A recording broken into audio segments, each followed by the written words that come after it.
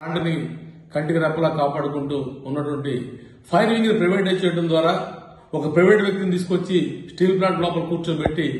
దీన్ని కాపాడతానని చెప్పంటే ఎంతో కరెక్ట్ అని చెప్పేసి మేము అడుగుతా ఉన్నాం. Central industrial security force security కాయడమే కాకుండా మొత్తం మిషనరీ కానీ స్టీల్ ప్లాంట్ ఆస్తులకు కానీ